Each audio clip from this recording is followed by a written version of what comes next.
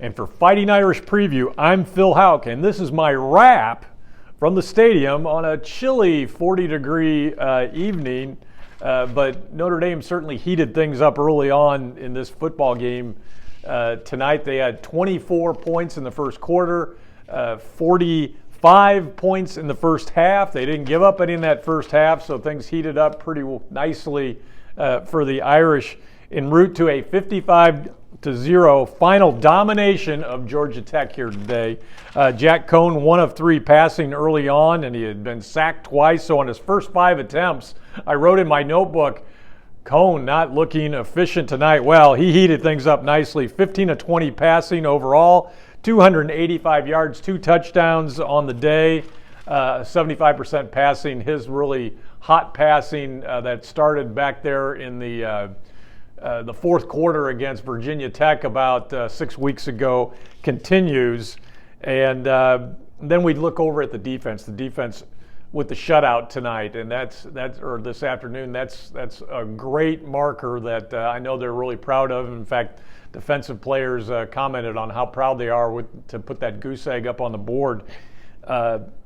But the other thing to think about is that not only no touchdowns tonight, no points at all, but this defense has not given up a touchdown in the month of November. That goes back 12 and a half quarters.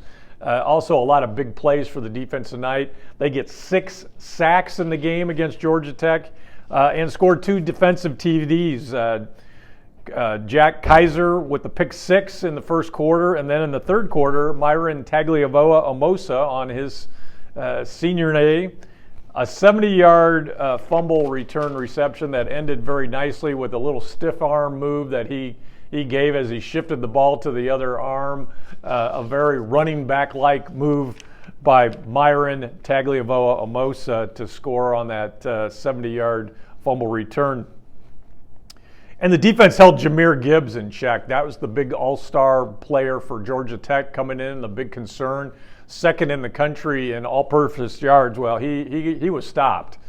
12 carries, 58 yards. That was his only contribution. Didn't have a catch out of the backfield. So, senior day, a roaring success on both sides of the football for the Irish.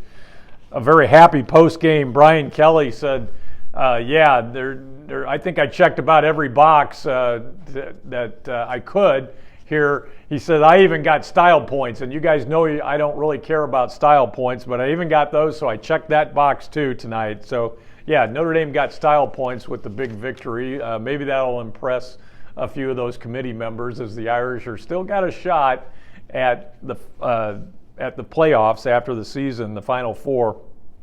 So the Irish, for the 5th straight year, they win double-digit victories. They are at 10-1 now, and they head to Palo Alto next week to take on a 3-7 Stanford team. Stanford is playing tonight. They haven't kicked off yet out on the West Coast.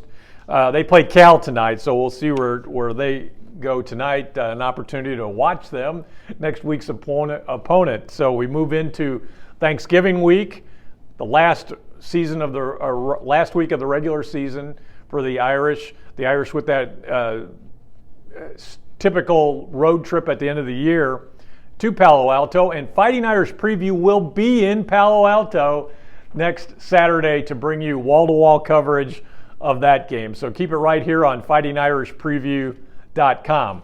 And for Fighting Irish Preview, I'm Phil Houck, and that's a wrap.